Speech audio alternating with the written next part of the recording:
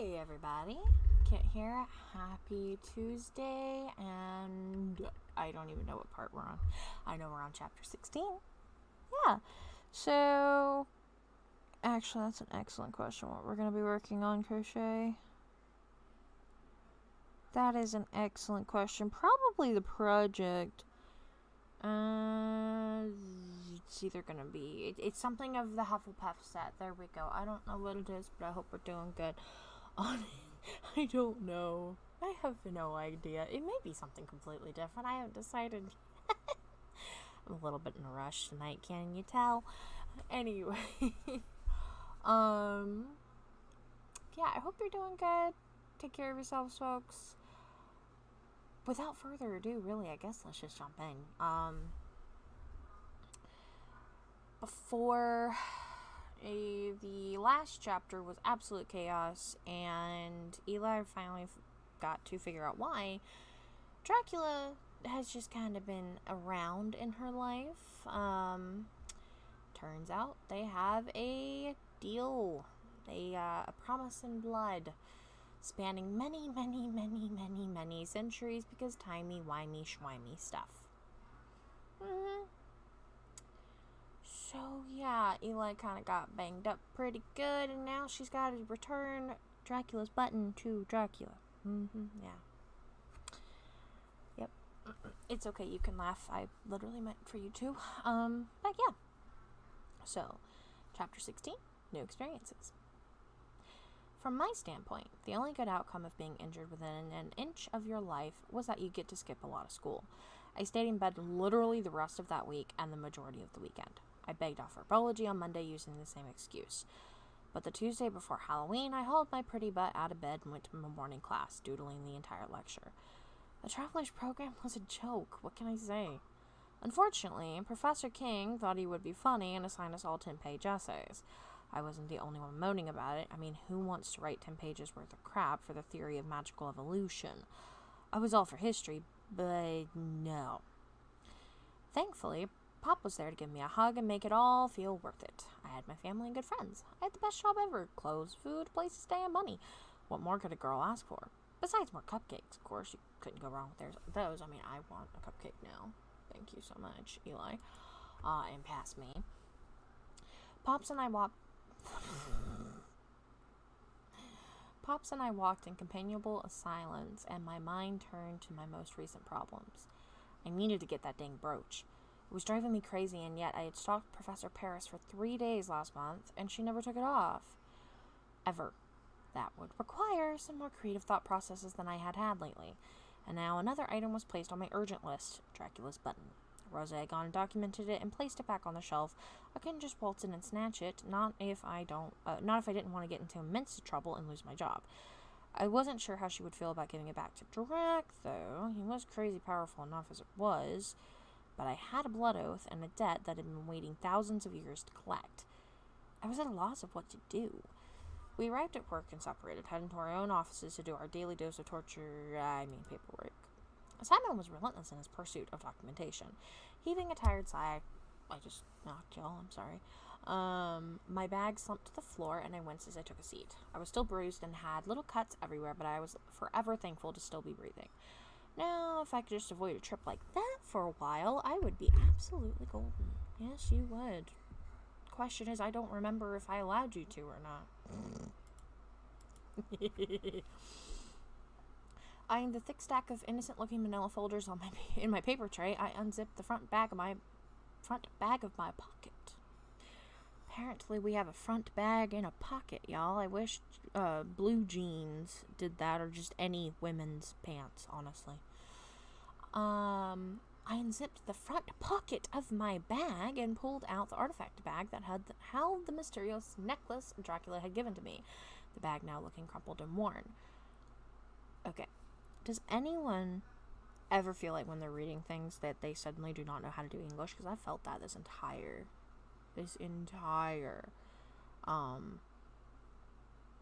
not play a series. I mean, we're over 20 parts and I freaking cannot read. At least out loud. Biting my lip, I frowned thoughtfully as I gently set it down, beginning the necessary paperwork. It was one temperamental necklace and scary powerful. All week the bag had smelled of nothing but burnt butter and popcorn as it zipped and zapped, flashes of light straining to penetrate the foil bag.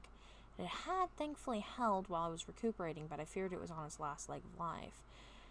Hence, my tending to the paperwork and documentation required for a permanent display in the vault. I listened and hummed along to some music while I worked, and time flew by until the paperwork was all done and I was all stiff. Then it was just time to go grab the right type of container and some thick resistant gloves, and make the swap. Easy peasy, oh how I wish it was so. I entered the vault, necklace contained in a nice new home, with my hair slightly smoking and my eyebrows gone from my face. Note to self, do not keep angry artifacts in those bags for any longer than a day. I would look like a goof if I didn't heed that mental note in the future. Rosa and Pop were having a hearty laugh over some of the newer artifacts as I made my way to the assigned shelf space for this necklace, Aurora's Charm.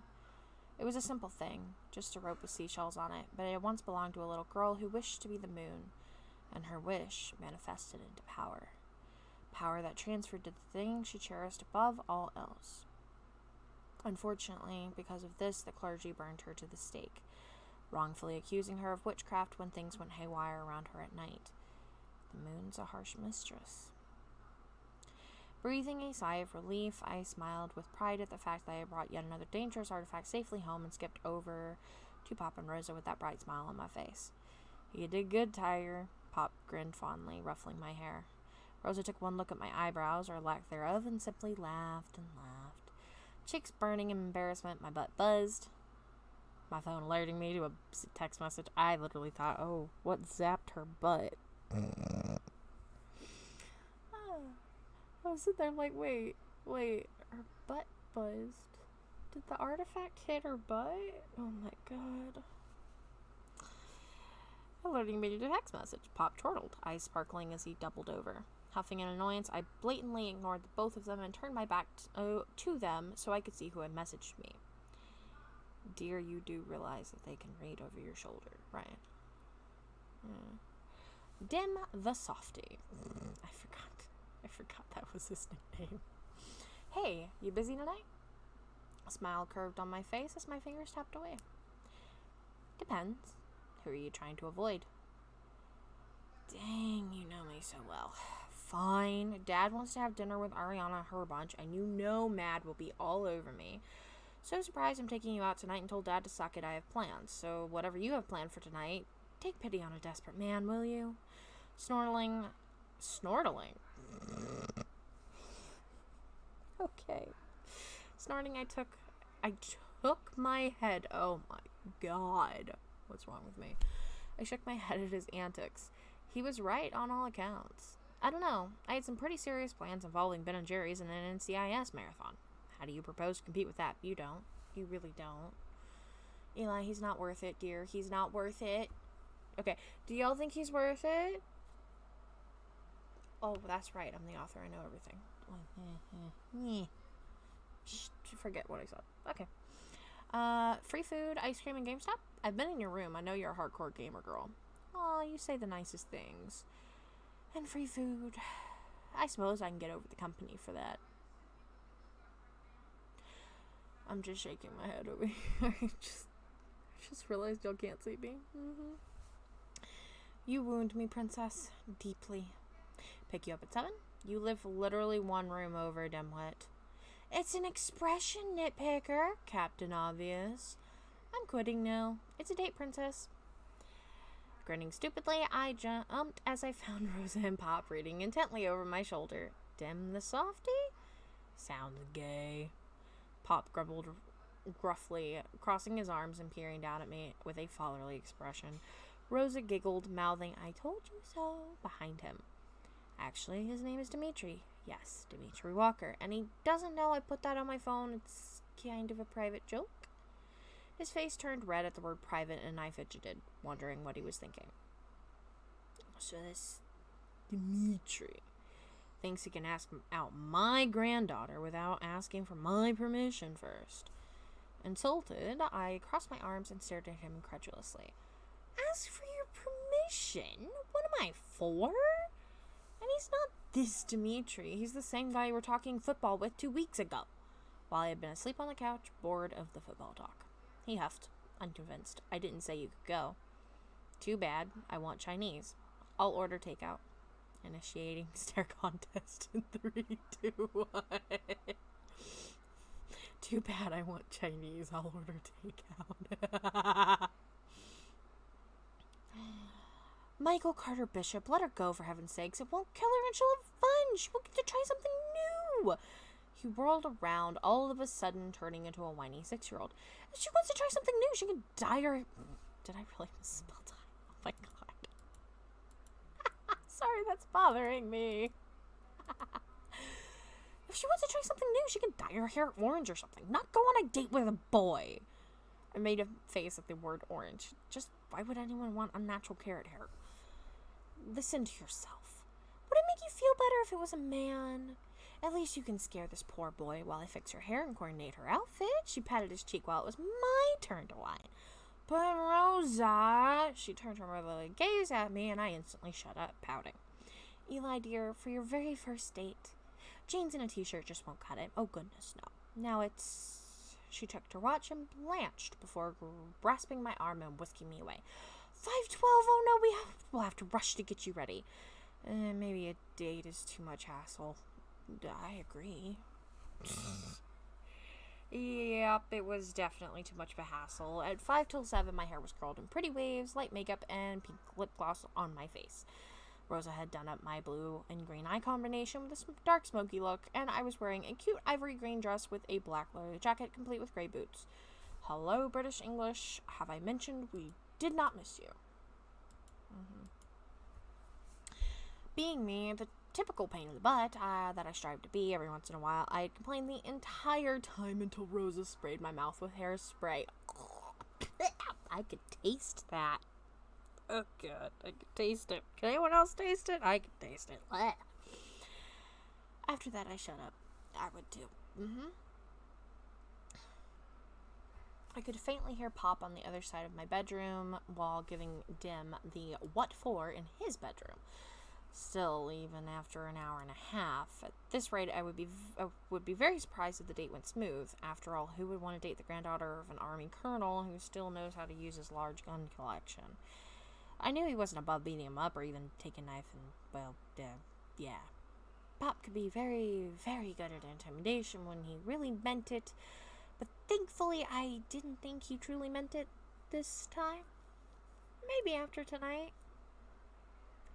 At 7 p.m. sharp, someone knocked 3 times on my door. Rosa fingered and tossed my hair back one more time, and with another spritz of hairspray, I was free to go.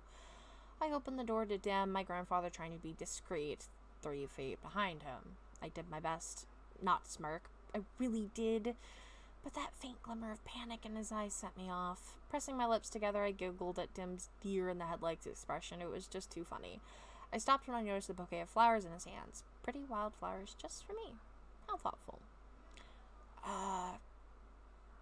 Ready to go? Dim breathed, still eyeing me up and down. He flinched as Pop cleared his throat loudly, an unspoken threat lingering between them. His overprotectiveness is sweet, but really unnecessary. You look really, really nice. So, may I, Now this was just painful to watch after I got over my initial laughter. Dim's face resembled a cherry, and he kept stumbling over his words, in a failed attempt to ask me nicely if we could go, I assumed. Feeling generous, I reached out and shut his stuttering mouth while smiling sweetly. Dim, sweetie, you sound like an idiot, so stop. Please stop talking. If it was possible, he turned even redder, but did as I said. He took my hand and closed my fingers gently around the bouquet. Smiling softly, I smelled the earthly perfume and handed them off to Rosa, who looked ready to swoon. I knew she would take care of them, and was probably squealing silently behind us right now, just as Pop was watching our close interactions under his scrutinizing gaze. We held hands as we let ourselves out of the dorm. I rolled my eyes at Pop tapping his wristwatch and mouthing 10:30 at me. If I wanted to stay out longer, I was going to, with all due love and respect. But I wanted to have fun. Let loose like any other teenager my age.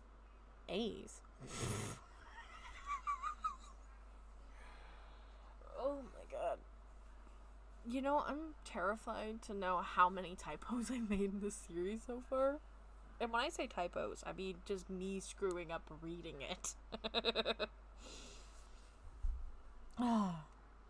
Okay, where were we at? Let loose like any other teenager my age, including going on a date with a handsome guy. And Dim did look handsome. He had tried running a comb through his thick black curls with his bangs messily in his eyes, but I liked it that way. Not that I would ever tell him that. Dark jeans, some loafers, or whatever those guys' shoes are called. Hey, I don't pay attention. I still don't know what they mean. I still don't know what they are. And a freshly pressed dark blue dress shirt.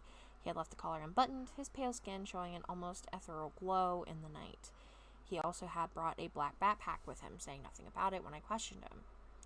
We said nothing for a while, trying to ignore the awkward tension, or at least I was. Now that we were out of the dorms, away from the campus, and more importantly my grandfather, Dim's natural confident swagger was back. We ended up at a little Chinese food place that could be described as a hole-in-the-wall diner. I loved it immediately. One of those little fake koi ponds filled with the fat fish and pennies was right by the door.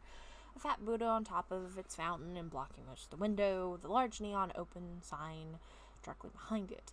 The delicious smells of the spices and the sound of the pots and pans banging in the back hit me as I crossed the threshold, my mouth already salivating. When my stomach growled, Dim smirked and poked my side. I responded by hunching his arm, and we started having a little shove fight until the hostess hurried over and showed us a table, looking at the pair of us oddly. We both waited until she ran off to go get our sodas. He was a Coke man, thank goodness. Before bursting out in helpless laughter, tears stinging our eyes. Just like that, we were friends again. Just like we had been when we were 13, so long ago. We ordered different entrees and sides so we could steal off each other's plates. He went for the broccoli and beef with white rice, while I stuck with my orange chicken and noodles. We chatted about the simplest of things, like arguing over what was better, jeans or sweats. I was for jeans. Obviously, denim was the only way to go. I'm still of that mindset, by the way. Or debating Iron Man versus Captain America, which wasn't a true debate since we both loved Iron Man's sarcastic wit, and thought the captain should loosen up and have some fun since he was always so stuck up about the rules and honor. It was funny saying that, considering my pop in his army lectures, but it was true. When our food came, I didn't even think about manners. I talked with my mouth full. We both did, actually. Neither of us commented on it. He had both elbows on the table, narrowly missing a soda a few times, and the silverware clinked and rattled on our plates. It was probably a very good thing our mothers weren't there, although mine might have had a heart attack, which was fine with me. He kept our conversation lively and entertaining, avoiding having topics like our families or anything magic related. When we finished our food, I sat back, my cheeks rosy from laughter over Dim trying to use chopsticks the entire time. The food spots on his shirt proved just how useless his attempts were, and smiled as I looked around. Red carpet with white walls and dark wooden accents and Chinese characters and paintings all over. Your typical Chinese restaurant decor. What caught my eye was a clock hanging on the wall, an old one with dirt and grime on its yellowed surface. It was so out of place, yet blended in perfectly with its surroundings. It reminded me a bit of my life, kind of. It also showed me that we've been sitting here, eating and laughing for over an hour and a half. Oh, how time flies when you're having fun. So I paid for our meal, even though I argued about it and waved my purse around, and we left, once again hand in hand. He seemed like he had more plans since we were walking deeper into the city. We walked quite a ways, actually, just chatting amiably again about anything. I was glad I had worn flat boots, though. A few minutes later, we were at one of those tourist shopping attractions, with the window shopping, kiosks of cheap stuff littered around the large sidewalks, overlooking a man-made lake park. Musicians were singing, and we blended in with the many people walking around, just enjoying the nightlife. Tucked into the corner of the attractions was a brightly lit GameStop, and without thinking about it, I dragged Dim with me as I entered. Dim snorted at me before I elbowed him in the ribs and dropped his hand. I smirked as I heard him splutter and cough a bit behind me, but otherwise ignored him, eagerly examining the shelves and heading straight for my favorite console section. Sorry, Microsoft, but PlayStation is life. I'm still of that opinion. Absolutely. Could they have made the Xbox platform any less user-friendly, honestly?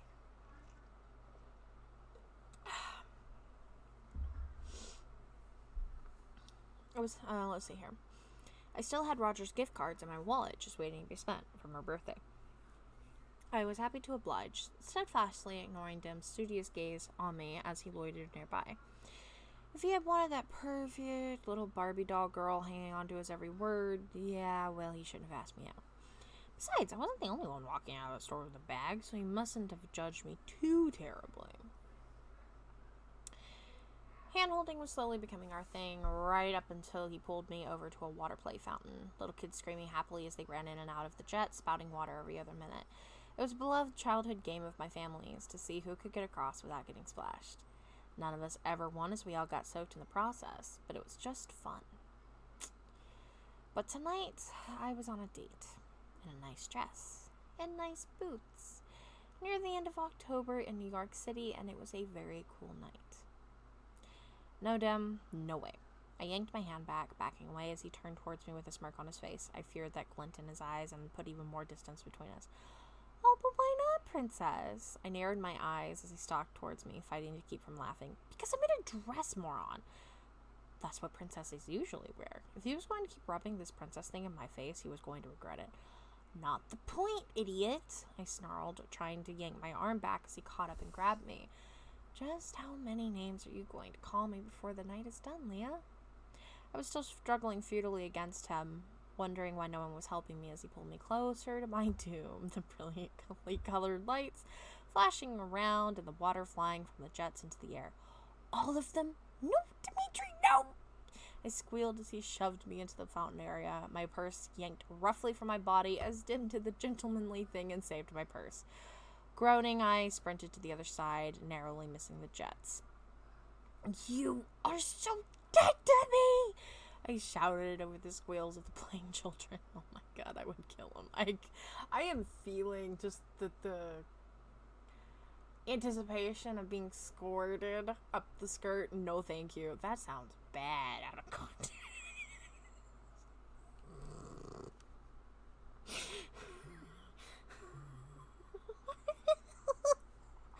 I am an adult, I swear to God. I am an adult. Oh, I need to get my head out of the gutter. Oh my god. My heart skipped a beat as he slowly grinned, his eyes meeting mine over the jets. An unspoken understanding flashed between us, and it was game on. His backpack slumped to the ground, and we both ran in between the jets, splashing water, trying not to get soaked. We both failed miserably, but I didn't know who had gotten wet first. The first jet started as I leaped over it. My underwear got soaked with freezing water. Dim's face got blasted, his entire front sopping wet. Minutes later, we met in the dry-ish meadow, shivering as droplets of water dripped off of us. Why are you calling me Princess tonight? I asked him softly, stepping close to him. His height had me tilting my head up to meet his eyes. His head dipped lower as he looked at me, smirking. Because, Leah, you remind me of a princess. Humor danced in his eyes. That sentence sparked a memory of a lazy Sunday afternoon and a movie marathon in a galaxy far, far away. You got that from Star Wars, didn't you? You're taking the romance out of it, babe, he muttered, his cheeks? Oh yeah, no, I said that right, never mind. My eyes were on pink, and he said cheeks. Well, okay. My brain does, but does not know what's going on. His cheeks tinged with pink at being caught. Smirking, I took a step back. Nope. Well, if I am Princess Leia, then you're my Han Solo. He immediately grumbled at me. Why do I have to be the gunslinger? I mean, he's cool and all and chili rocks, but like, come on, I want a lightsaber. He looked so cute, like a 5-year-old having a temper tantrum. If that's cute? Yeah, good question. Sighing, I stepped closer to him and bit my lips, his head coming closer to mine. Well, if you were Luke Skywalker, then I wouldn't be able to do this. Excitement and something else flashed in his eyes, and his eyes fluttered shut as his lips came closer to mine. Then he shrieked like a little girl when I shoved him backwards into a jet. Grinning evilly, I ran through the water, grasping his hand so I could tow him with me. That was really mean, Leah. He shook his head like a dog, water going everywhere. Well, I can't go kissing my own brother, can I? There's a word for that, you know. I cracked up at his horrified expression. He begrudgingly agreed to be Han Solo. We grabbed our GameStop bags, my purse in his bag, then ran to the nearest fast food joint to warm up. All eyes were on us as we squelched to the tables near the bathrooms. Dim stopped me, digging into his bag. Here, I stole these from your room.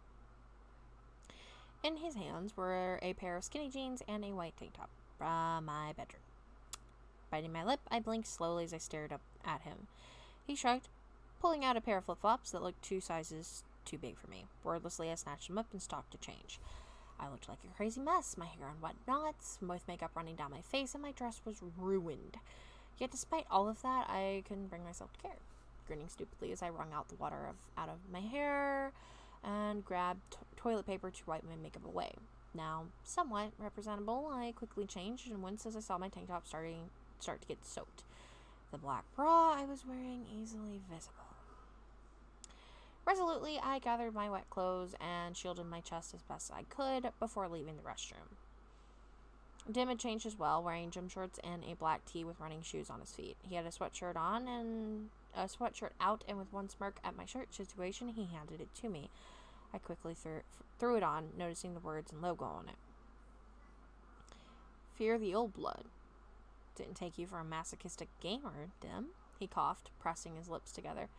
Well, I bet it's better than whatever games you play, Princess. Bloodborne beats out Skylanders any day. I shook my head, following him out the door. So, have you beaten New Game Plus yet? He stopped, eyeing me suspiciously. I grinned cheerfully at his cautious expression. New Game Plus 3, he told me bluntly. New Game Plus 5. He swore, walking away from me, flailing his arms about. Laughing, I easily caught up. I could help if you wanted. He chose not to answer, holding the door to an ice cream shop. Open. Yeah. The tantalizing smells of sugar and chocolate filled my nose, and I breathed deeply, rushing over to the display. We both ordered larges and took a seat beside the window. He took some of my French vanilla with sprinkles without asking, and he offered his brownie fudge concoction without saying a word. We ate for a few more minutes, just smiling at each other fondly for a while. Then I decided to tell him the information he'd asked for over a month ago, when he first asked me out. Power Rangers and SpongeBob SquarePants. What? Eyes filled with confusion and Storms looked back at me dumbly. Smiling, I explained myself. Those redhead twins you hang out with.